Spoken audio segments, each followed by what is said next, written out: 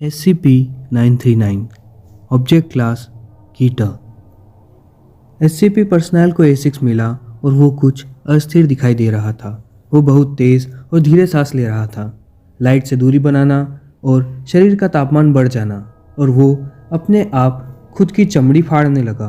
और उसे जब एहसास हुआ कि वह उसकी चमड़ी है जो वह फाड़ रहा है, तो वो परेशान हो गया, पर वो अपने आप को रोक नहीं पा रहा था जब तक कि उसका सर धड़ से अलग नहीं हो गया। आज हम आपको SCP-939 या विथ मैनी वॉइसेस के बारे में बताएंगे। इस SCP एंट्री की छुपी हुई बात को जानने के लिए और अच्छे से समझने के लिए इस वीडियो को अंत तक जरूर देखिएगा, और वीडियो पसंद आए तो लाइक ज़रूर कीजिएगा। आपका हर लाइक इस वीडियो को और लोगों तक पहुंचाने में मदद करेगा, और चैनल को सपोर्ट करने के लिए सब्सक्राइब करना मत भूलिएगा। SCP-939 एक एंडोथर्मिक झुंड में रहने वाले शिकारी जानवर की तरह होता है, जिसके शरीर के अलग अलग अंग सड़ते रहते हैं, किसी ट्रोग्लोबाइटिक ऑर्गेनिज्म की तरह। 939 की चमड़ी पारदर्शी और नमी से बहुत ज़्यादा संवेदनशील और ट्रांसलूसेंट रेड होती है, जो कि केमिकली हीमोग्लोबिन जैसी होती है। 939 की एवरेज ऊंचाई लगभग 7 फीट 2 इंच और वजन लगभग 250 किलोग्राम, हालांकि वजन कम ज़्यादा हो सकता है। 939 के 4 पैर होते हैं और हर पैर में 3 पंजे और छोटा अंगूठा, जिससे किसी भी चीज़ पे चढ़ने की काबिलियत बढ़ जाती है। उनके सर लंबे होते हैं और उनकी आँखों के लिए सॉकेट्स और ब्रेन के लिए खोपड़ी भी नहीं होती है। 939 के जबड़े पूरी तरह से लाल होते हैं, जो कि हल्के से पारदर्शी सांप के दंश जैसे होते हैं, जो कि जीनस क्लॉडियस के नमूने के समान होता है।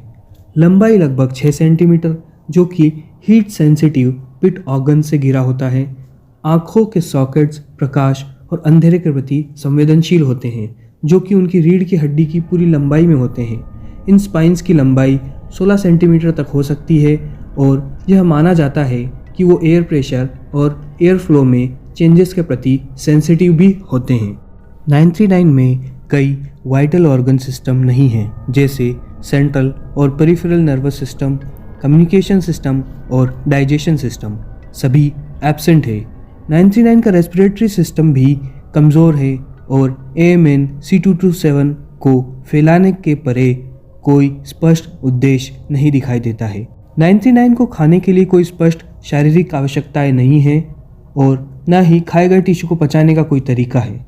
इंजेस्टेड मटेरियल आमतौर पर 939 के रेस्पिरेटरी सिस्टम में जमा हो जाता है, और जब यह क्वांटिटी इसके काम को क्लियरली रोकने के लिए पर्याप्त होता है, तो 939 इसे बाहर निकाल देता है। कई इंपॉर्टेंट वाइटल ऑर्गन सिस्टम से एब्सेंट होने के बावजूद 939 जीवित युवाओं को जन्म देने में सक्षम होते हैं। सी अडेंडम 10-16-1991। SCP-939 का शिकार को लुभाने का प्राइमरी मेथड प्रायर विक्टिम की आवाज़ में मानव की आवाज़ की नकल है। हालांकि अन्य प्रजातियों की नकल और एक्टिव नाइट हंटिंग का डॉक्यूमेंटेशन किया गया है। 939 आवाज़ों का इस्तेमाल अक्सर इंपॉर्टेंट सिचुएशंस और खतरे में सिग्नल देने के लिए करते हैं। 939 या तो वोकलाइजेशन को समझते हैं या पहले से सुने गए वाक्यों को दोहरा रहे होते हैं। यह ऑनगोइंग स्टडी का सब्जेक्ट है। 939 आवाज़ कैसे एक्वायर करता है, यह करेंटली समझ में नहीं आया है। विक्टिम्स की बात न सुनने के बाद भी नमूनों को विक्टिम्स की नकल करते हुए डॉक्यूमेंट किया गया है। 939 वॉइसेस की एनालिसिस और उसके नॉन विक्टिम्स की आवाज़ों के सैंपल्स के बीच अंतर करना बहुत मुश्किल है। किसी भी 939 के इंस्टॉलेशन हाउसिंग में बायोमेट्रिक वॉइस रिकग्निशन सिक्योरिटी या आइडेंटिफिकेशन सिस्टम के उपयोग को इस कारण से डिस्करेज किया जाता है। शिकार को आमतौर पर खोपड़ी या गर्दन को एक बार काटने से मारा जाता है। काटने की ताकत 350 किलोग्राम स्क्वायर सेंटीमीटर से अधिक मापी गई है। 939 एक aerosolised class C amnestic designated AMN C227 के माइन्यूट ट्रेसेस निकालता है। C227 से टेम्परेरी एंट्रोग्रेड एमनीशिया होता है, जो एक्सपोजर की टाइम लिमिट के लिए मेमोरी फॉर्मेशन को रोकता है। साथ ही औसतन 30 मिनट के लिए यह 0.0015 ग्राम पर मिनट पर मीटर क्यूब का अनुमानित ECT-50 के साथ रंगहीन, गंधहीन और बेस्वाद है। अच्छी तरह हवादार या खुली हवा के वातावरण में ECT-50 के संपर्क में आने का जोखिम बहुत कम हो जाता है, लेकिन नेग्लिजिबल नहीं होता है। AMNC227 आमतौर पर एक्सपोजर की समाप्ति के बाद ब्लड प्रेशर में 7 मिनट तक पता नहीं चल पाता है। एजेंट के साथ एनवायरमेंटल सेचुरेशन को हटाने के तुरंत बाद डिसओरिएंटेशन और हल्के हेलुसिनेशन की रिपोर्ट की गई थी। सेंसेशंस कई साइकोएक्टिव सब्सटेंसेस के रिक्रिएशनल यूज़ के समान हैं और आसानी से गलत हो जाते हैं। Special containment procedures SCP-939-1-3 1953, 89, 96, 98, 99 and 109 उन्हें सेल में रखा जाता है 1163-A या 1163-B 10 metre by 10 metre by 3 metre containment chambers जो कि आर्म्ड बायो कंटेनमेंट एरिया 14 में है। दोनों सेल्स एनवायरमेंटली रेगुलेटेड और नेगेटिवली प्रेशराइज्ड होते हैं और उनकी दीवारें रीइंफोर्स्ड कंक्रीट से बनी होती हैं। इन सेल्स का एक्सेस बाहर के डिकंटामिनेशन चेंबर और inner gas tight steel security doors से रेगुलेट किया जाता है।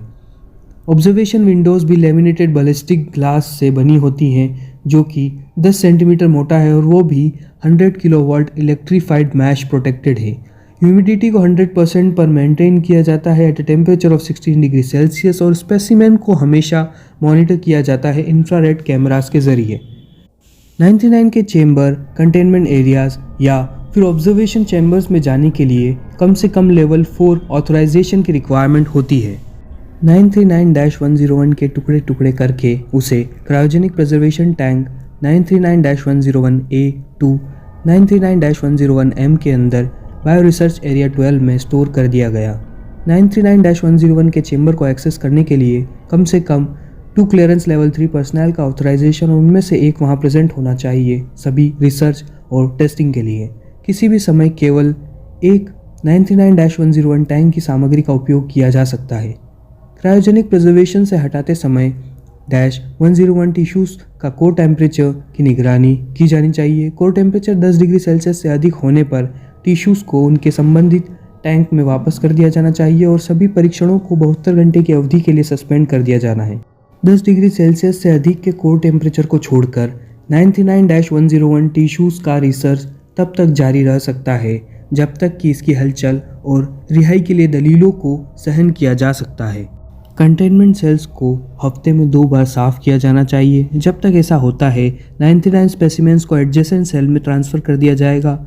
इस समय के दौरान सेल के दरवाजे और ऑब्जर्वेशन विंडोज़ को डैमेज के लिए इंस्पेक्ट किया जाना चाहिए और अकॉर्डिंगली रिपेयर या रिप्लेस किया जाना चाहिए। सेल्स और एक्सपेरिमेंटेशन के बीच इंटरैक्शन से पहले सभी 939 का हैवी सेडेशन ज़रूरी होता है। ट्रांसफ़र और एक्सपेरिमेंट प्रोटोकॉल के लिए डॉक्यूमेंट #99-TE4 देखें।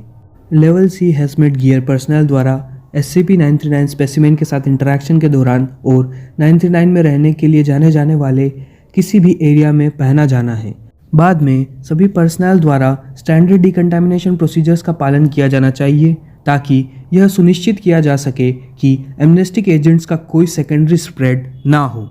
आगे का इंसिडेंट ABCA 14-99-3 के बाद 99 के साथ सारे नॉन क्लास D किसी भी लंबाई की बातचीत के लिए 2 वाटरप्रूफ इलेक्ट्रॉनिक पल्स मॉनिटर्स पहनने की आवश्यकता होती है। ये पल्स मॉनिटर एक फैसिलिटी के मेन पावर ग्रिड से इंडिपेंडेंट एक वायरलेस मॉनिटर सिस्टम को ट्रांसमिट करेंगे जिसमें स्टैंड बाय पर कम से कम एक बैकअप पावर सिस्टम होगा।